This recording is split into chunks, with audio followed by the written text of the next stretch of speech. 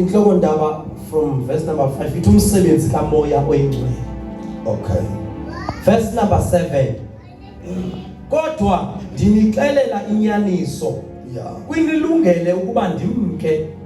Ukuba andithanga ndemka akayikuza kuni ummeli. Yeah. Kodwa ukuba ndithe ndemka ndiya kumthumela kuni. Okay. Verse 1 manje. Verse number 7. Verse number 7 yebo. Verse number 7. Kodwa ndinixelela inyaniso. Yeah. Kunilungele ukuba ndimke. Ukuba andithanga ndemka akayikuza kuni ummeli. Cela nje nonesilungu asondele laphayana enzelazwa ifunda lapha asondela laphayana ubese ufunda lapha esilungu ngegama lesiqhuba tata. Kodwa ukuba ndithe ndemka ndiya kumthumela kuni. Verse 8. Uyakuthi ke akufika ababonise abantu belihlabathi into esiyiyo isono sabo. Amen. Usondele Mike. Yebo qhuba. Into obuyiyo ubulungisa babo. Nento obuyiyo ubugwetywa. Verse 9. Isono esikukuba bengakholwa kum. Okay. Ubulungisa obu ukuba ndisiya kubawo. Yeah. Nize ningabi sandibona. Verse 11. Umgwebo lo kukuba selegwetyiwe umphathi welihlabathi. Verse Kuba enze yenayo nje somnikela kithuba. Verse 12. Siseninzi izinto endinokuzithetha kunani kodwa zingalixaka okwangoku.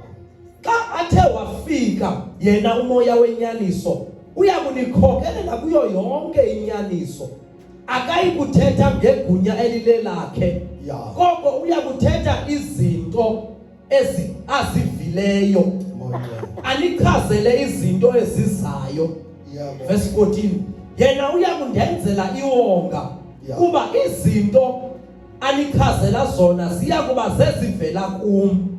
Verse 15. Isizathu sokuba nditsho ukuthi izinto anichazela zona ziya kuba zezivela kum kukuba zonke izinto esizezikabawo zikwazezam. 17. Verse number 17.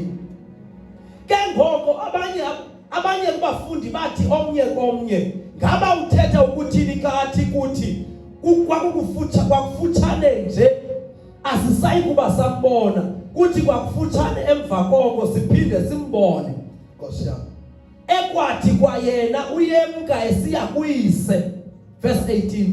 Yeke kanjalo ngicela uyifunde lapha esilungwini qale phabu verse 7. Verse number 7. But I tell you the truth. Yeah. It is better for you that I go away.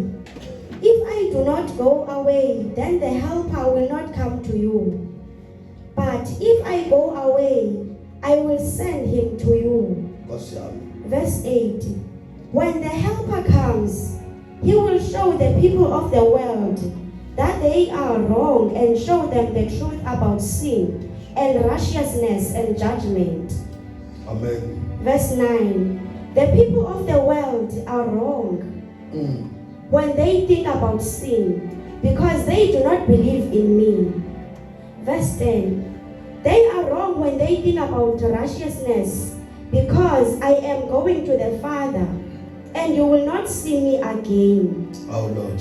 Verse 11. And they are wrong when they think about judgment because God has already judged Satan, the ruler of the people of the world.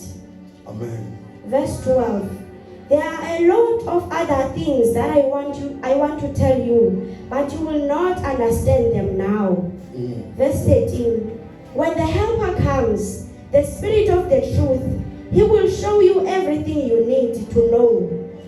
He will not use new words. Amen. He will not say to you what the Father and I say.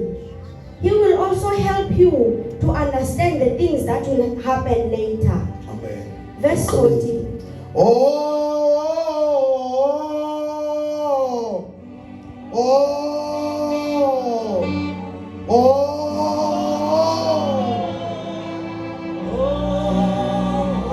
Sendidinga wena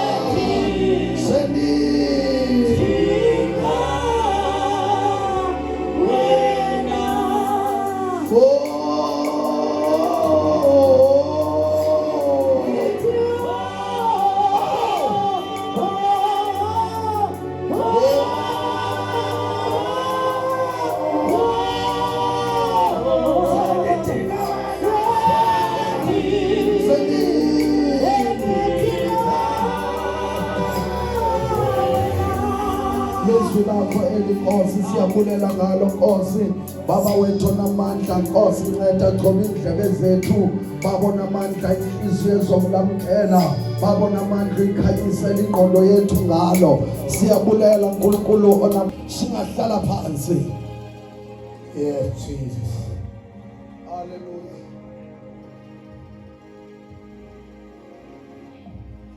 ngicela nje intoba ngishwabanise nje zonke izivesi esesifundile ngizenze sibe ngumyalezo oyi-1 le chapter lena esifunde kuyo chapter 16 incwadi kaYohane uyafana no chapter 14 ukusuka ku verse 15 kuthethwa ngomoya oyingcwele la kuyaqinisiswa kuyaphindwa into kubanga abantu uYesu exelela abafundi bakhe ngaye umoya oyingcwele uma ukhumbula ngakho uzokhumbula chapter 14 ku verse 1 uye wabaxelela uyemka wathi kholwani kum nikholwe nakubawo ndiyonilungiselela indawo emazulwini ithi iBhayibhile ke bakhathazeka wathi inhliziyo zenu masingakhathazeki amen uthi ndiyawuthi xa ndifikile phaa ezulwini ndizonamkelela kum ngokwami amen abafundi bakhe balahlekelwe lithemba lokuba uYesu ehamba mabonke amakaYesu uyabacacisela kangangoba kule ndawo esifunde kuyo ngicela siqale ngale ndawo ethi wathi xa baxelela nisezokhe ninganiboni komzuzwana ithi nibuye ninibone ithi yabadida lento ethethwa nguYesu bakubuzana bodwa uthetha ukuthini xa ngabantu ethetha lento kwacaca ukuthi lento ayithethayo kubo inkulu kunokuqonda kwabo and uthi xa ngabantu ethetha uthi kundilungele bazalwane it is good it is right for me uba ngabana ndihambe ndiyezulwini ngoba ukuba andihambi akayikuza umthetheli itsho kanjalo chapter 14 manje igama likaYesu akayikuza ukuba andithanga ndihambe amen ngamanye amagama manyuka yena uyehla ithi ke apho ingisikelela khona andinishiyi nizinketama amen andinishini nodwa abe selengena kancinci babalisela ngomoya oyingcwele uthi mefikile umoya oyingcwele uyonikhokhelela kuyo yonke inyaniso uthi pha uyawunifundisa anikhumbuze nokunikhumbuza malibonke igama likaYesu uthi ke ngoku kule ndawo akazuthetha okukokwakhe ningabi naxhala uzova kum yena uzozukisa mna malibonke igama likaYesu itafika ihlale kuyo anikhokhelele kuyo yonke inyaniso ithi iBhayibhile incwadi kaYohane xa ithetha ngaye umoya oyingcwele sengaphakathi uthi uyawuthoka ufika aninikeze ingqondo amen ngamanye amagama uthi ukuthi phezu kwengqondo yenyama a carnal mind sizokongezelwa the spiritual mind yokuqonda izinto zasezulwini siselapha emhlabeni lonke ithetha into ukuthi umoya oyingcwele umoya kaThixo haleluya kuliphutha into ba umzalwane ahambe emhlabeni ethi uyakholwa ahamba ngenaye malibonke igama likaJesu kwakuyinhlungu ke lento kubapostile bebandla lokuqala malibonke igama likaYesu ibandla belishunya Yesu namhlanje once baguquke namhlanje tomorrow bayabhapatizwa hallelujah ngamanzi after time bayabhapatizwa ngomoya oyingcwele yolento umfumpas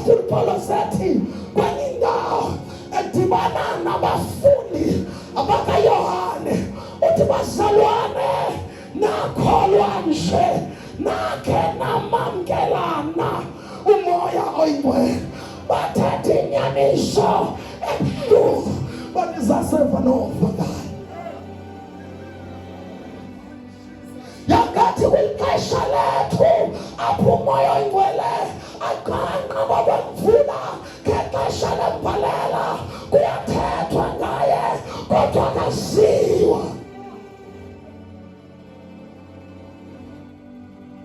yolento xa ubona noba ngowuphi umzalwane ubuse weva ntoni na ukuba unaye umoya oyingcwele ngoba bevile abantu ngoyesu bavile nangaye kodwa makamkelwe kodwa abantu abamazanga sele ngaphakathi kuwo weva njani ukuba umoya oyingcwele ukhona weva njani mhlazana umoya oyingcwele ngena kuwo bonke abantu bayathetha haleluya umoya oyingcwele uthe kum haleluya mawuthi uyamamela uyalandelela emveni kweentsuku ezimbalwa sejikela loo nto malibonke igama likayesu ithi ibhayibhile uyakufundisa inyaniso number 2 mesefikile umoya oyingcwele uyakusityhila isono sehlabathi apho kukhona abazalwane abanomoya oyingcwele isono asinanda wahlala isono apho khona umoya oyingcwele siyavela elubala ngoba umoya oyingcwele ufika lethe ukukhanya njengoba nasempilweni zethu eletha ukukhanya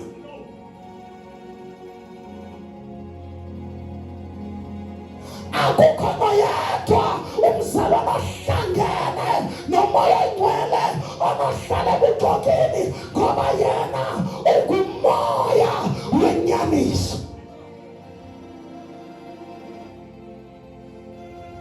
haleluya ungumoya wenyaniso umoya oyingcwele akana age haleluya mengena emntwini ungena kuqala emntwini awamkele Yesu ngenhliziyo epheleleyo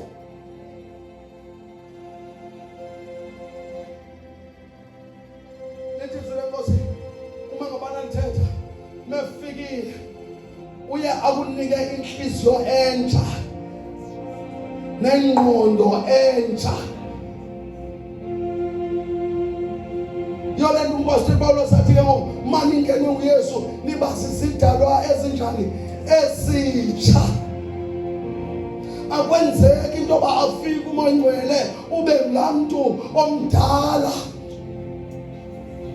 umoya oyingcwele ufike aphambane nento ubuyiyo loo nto ayenzeki kudala yenzeka ngoku ugqiba umamkela uma ngabana ufunda incwadi yezenzo uchapter 1 verse 8 ithi wathi wafika umoya oyingcwele amehlele ithi nokwamkela amandla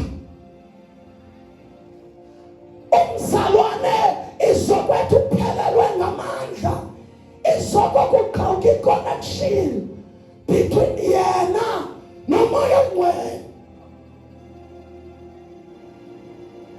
lethu ithetha into ukuthi umzalwane ngamnye uma ngabanamkele uYesu unoxanduva lokugada umoya oyingcwele umzalwane unoxanduva lokuba acommunicate noThixo yonke imihla ngomoya oyingcwele iBhayibhile iyadescribe nabanquli abayinyaniso ithi bayakunqula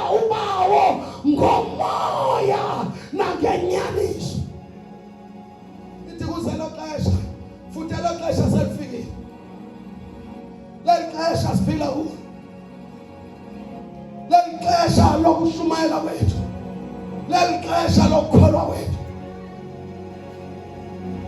Ilihlazo ke into yale mihla, ngoba umuntu wethu nomoya ingcwele, kodwa ngohluki kumuntu ongenaye umoya oyingcwele. Haleluya, haleluya, haleluya. Ngoba lithi izwi likaThixo uyakunifundisa. Uthi uYohane ethethe ngomoya ingcwele, uthi uyintambiso. Ule ntambiso lena eniyamkeleyo, kangangoba iphila xa ingene kuni ngaphakathi, anikudinga nokufundiswa. Unikelela zonke izinto. Namhlanje abantu baluhlazo athi uyakholwa unomoya ingcwele, but indlela abukeka ngayo ubukeka exabene nomoya ingcwele lo muntu. Ngoba uthi mathethe uMpostoli Pawulos incwadi yabaseEfese, uthi bazalwane bonakalani nangendlela le enombatha ngayo, yombathani ngendlela engqinela ukholo. Uma ngabane kufikile umoya ingcwele unifundisa yonke into, nendlela yokombatha, nendlela yokuthetha, nendlela yokwenza, nendlela yokuthi xa uphelelwa ngamandla uxhumana njani naye. Abazalwane bayakha kwakukho into eyayikade ithethwa kudala ngabantu abangafuni ukumelana noSathane. Athi njengoba ndingene kwesono nditsityeliswe ngubani. Akunamuntu otsibeliswa munye, umzalwane ngamunye. Ithi iBhayibhile mawulingeka ulingwa zinkanuko zakho. Akukho umuntu okutsibelisayo, akukho umuntu okubambisa ngamadimoni. Lento ifana nale ndawo yoba nguwe ochuzayo ovula amasango novala amasango empilweni yakho. Njengesikhubekiso sithi sikukhubekisa, kodwa ukhetha ungakhubeki. Nomoya ingcweleke ukhetha umamela yena. Umoya ingcwele uyathetha, umoya ingcwele uyaphila. Yabona njengoba sithetha ngaye namhlanje, uyathetha enhliziyweni zabantu, uyankonkoza enhliziyweni yomuntu ngamnye, uthi mamela kakuhle. Ngoba umoya ingcwele kwayimizimba yethu. iBhayibhile ithi seyedambile yokuhlala yena. Uma kuhamba umoya ingcwele empilweni yakho, akwenzaki into encane, kuhamba izulu elihleli kuyo. Nabantu abahleli kuyo uThixo, izulu noba uhamba khona inokwenzanto, akhona inokunqoba, ngoba izulu ligcwele empilweni yakho. Uthi uYesu manga bananyanga uyanthanda, lo muntu ondithandayo nobawo uyokumthanda. Uthi siza kudla sihlale kuye. Yiyo ke lento kufuneka imizimba yethu siyihlambulule. Siyahlukanise nemibulo, siyahlukanise nokungcola, siyahlukanise nokuyenza ibe lihlazo, ngoba idambile. Uhlala umoya umeni, yokuhlala umoya. It is impossible, akukwazeki umuntu odibene nomoya athi ndiyawa, ndiphelelwa ngamandla.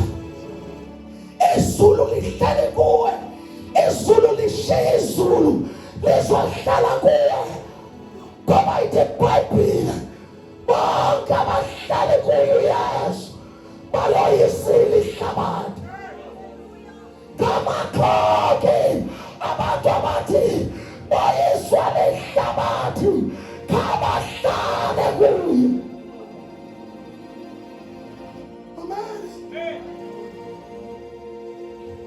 mabahlala kuyo. Ihlabathi siyabhaja kulo. Loyisiwe sithi noma kungapresenta into zalo mhlaba sipresenta soyisiwe. Noma singaqangelwa kuthi challenge siqangelwa kuthi soyisiwe. Oh hallelujah. Akwathu masikabaleke njengamagwala.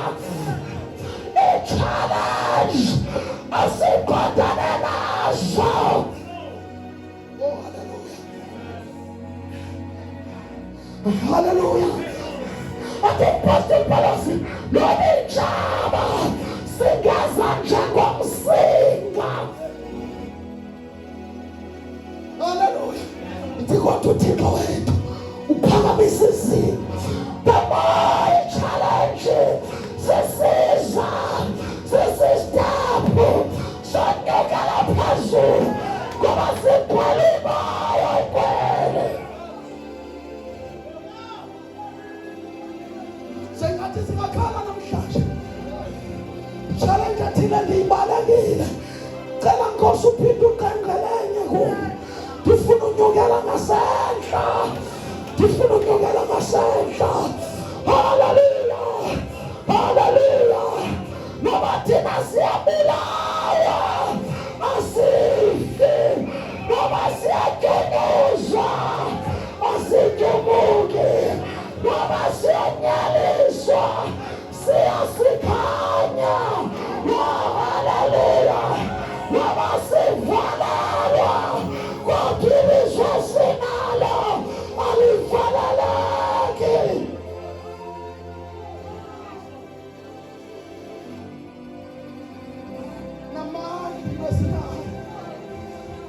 Namandla into esinayo. Namandla into esinayo. Ithi abantu abahlalayo. Hallelujah. Hallelujah. Uyanikhokhela noma bangasuka kuyabantu. Yena silongo uhlele kuye. Uhamba nawe. Wathakulayo umsindisi. Uhamba nami. Uthi babeke isandla. Ndizifika ndithi samtheni wezulu.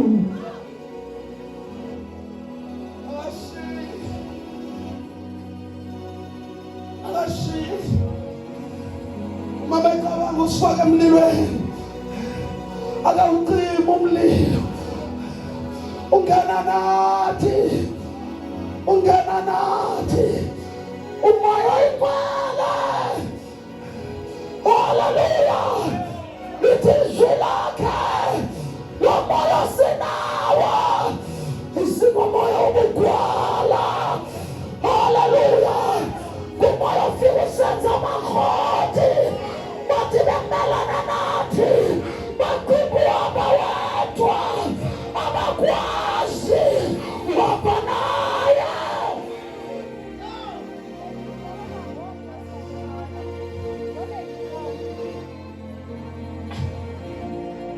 Exesha likaDavide.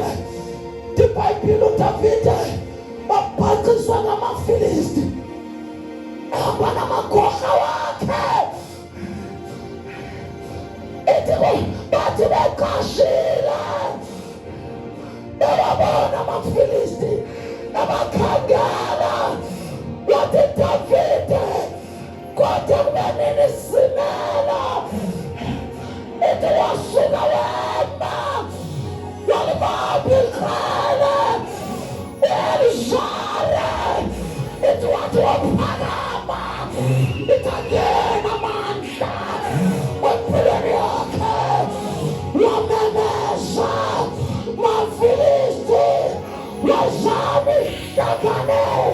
Wapayedwa. Amafilisti.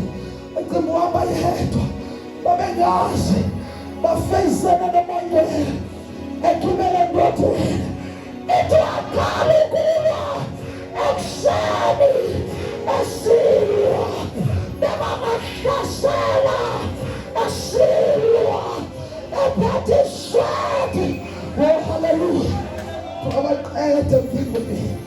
ngoba soyiswa. Abantu bagcina siyabasodwa, siyaba nomkhosi. Ethi wathi ugqiba kwakho kulwa, wawufaka ikhathele, wathi ufuna ubeka irhala phansi. Ithi irhala lalingasasuki, lincamathele kuye. Ubeqala bamba irhala, kodwa liqhala selimbambile. Haleluya. Masihleli sithi noma sifuna usuka, asasukele, asasukele. Namhlanje kwelixesha linje, awukhale Moya Ngcwele, hlala exesheni, hlala exesheni. Asimeke nyaha, asimeke nyaha. Baleka izabuya, baleka izabuya. Moya Ngcwele, ngibuyela kuwe mina. Baleka izabuya, ashaza, ashaza, ashaza. Haleluya, ashaza, ashaza, ashaza. Yasebenza, yes Lord. Receive, receive, receive, receive. Falamaka, falamaka. Now the man that is doing this in the Lord. Yes, Lord. Again, I'm gonna finish the word for you.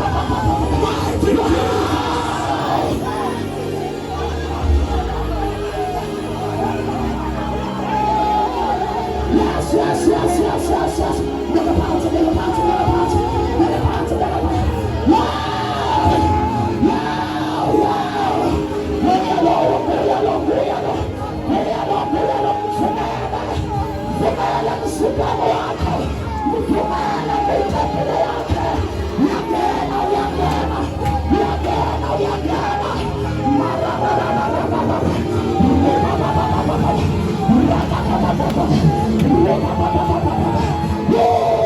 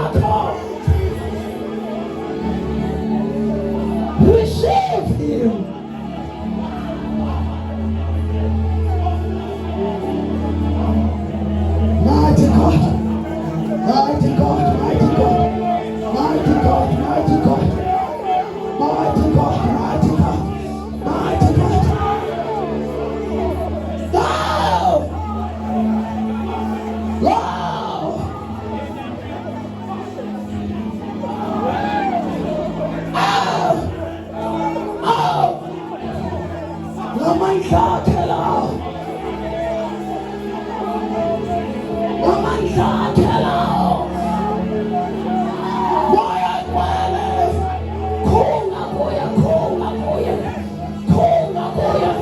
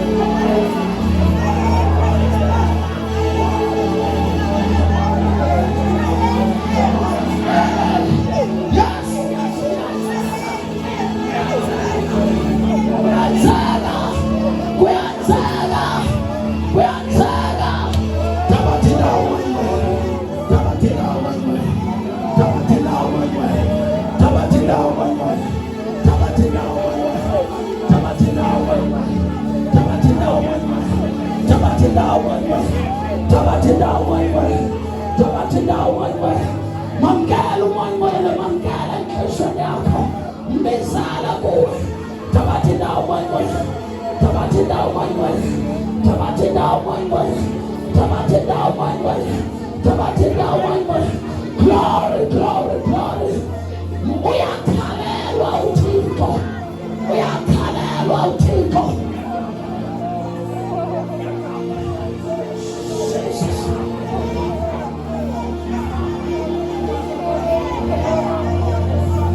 Jesus. Jesus. Wow, thank you, Jesus. Thank you, Jesus.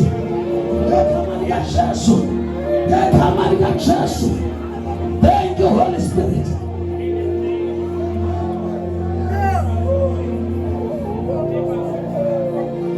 Glory to Jesus.